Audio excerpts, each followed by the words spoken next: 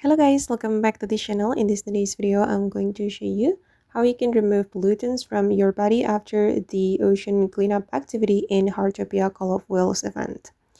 Okay, let's get into it guys. After the ocean cleanup activity, your body will be so dirty and it can drain your stamina or your energy.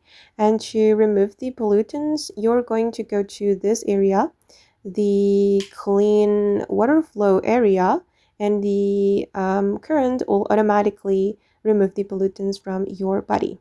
Or actually, you can ask your friend to clean your body with the cleaner. Just go to your friend and ask them to clean your body. And now my body is already clear, so I get back my stamina or my energy, and I can continue the ocean cleanup activity. Okay guys, and that's how you can remove pollutants from your body in Heartopia Call of Wolves event. I hope this video will be useful for you. Thank you so much for watching. And if you found this tutorial useful, don't forget to hit the like button, leave your comments, and also subscribe to this channel. Bye!